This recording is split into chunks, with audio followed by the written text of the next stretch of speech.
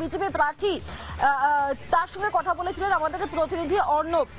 মূলত এই প্রার্থীদের হয়ে সমর্থনেই কিন্তু প্রধানমন্ত্রী আসছেন এই সভা করতে। হলদিয়ার বিজেপি প্রার্থী কতটা উৎসাহিত, কতটা আনন্দিত বা কি আশা করছেন তিনি প্রধানমন্ত্রী থেকে, কি বললেন, কি জানালেন আমাদের প্রতিনিধি অর্ণবকে শুনুন।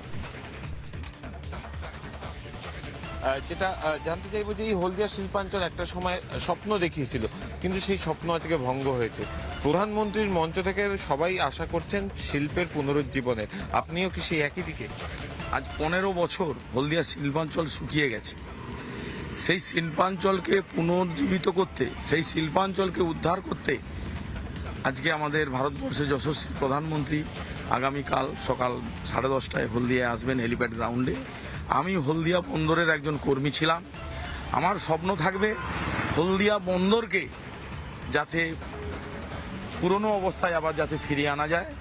হলদিয়া বন্দর থেকে যে সমস্ত কার্গো পারাদ্বীপ ধামরা বন্দরে চলে গেছে, সেই সমস্ত কার্গো যাতে হলদিয়াতে আবার ফিরে আসে এবং হলদিয়ার মূল সমস্যা যেটা বন্দরে, সেটা ড্রেজিংয়ের সমস্যা, সেই ড্রেজিংয়ের সমস্যা সমাধান হবে।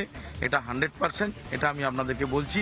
এবং হলদিয়া থেকে যে সমস্ত কলকারখানা কিছু চলে গিয়েছিল, সেগুলোকে আবার হলদিয়াতে ফেরত আনা হবে। প্রথম দফার ভোটেই আপনার কেন্দ্রের ভোট, তো মানুষের কাছ থেকে কি ফিডব্যাকটা পাচ্ছেন?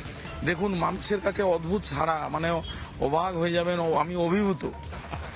আর একটা বিষয়, শুভেন্দু অধিকারী তিনি এই পূর্ব মেদিনীপুরের নন্দীগ্রাম থেকেও দাঁড়িয়েছেন, ভবানীপুর থেকেও দাঁড়িয়েছেন, কিন্তু তিনি পূর্ব মেদিনীপুরের ক্ষেত্রে প্রত্যেক প্রার্থীকে টার্গেট দিয়েছেন 16-0 করার। সেই ব্যাপারে কতটা প্রত্যয়ী? দেখুন, আমাদের এখানে হলদিয়া এবারে যিনি তৃণমূলের প্রার্থী, তিনি হচ্ছে দলবদলু হিসাবে পরিচিত। এইটা ওনার লাস্ট, কারণ এবারে হলদিয়ার মানুষ ওনাকে হলদি নদীতেই বিসর্জন দেবে।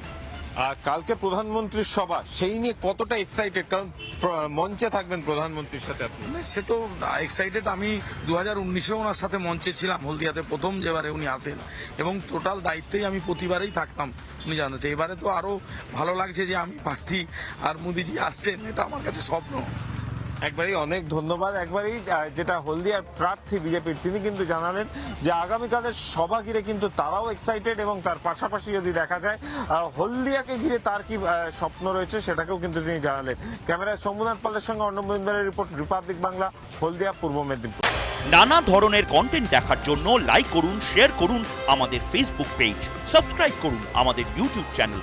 পাশাপাশি অন্যান্য ব্রেকিং নিউজের জন্য অবশ্যই চোখ রাখুন রিপাবলিক বাংলায়।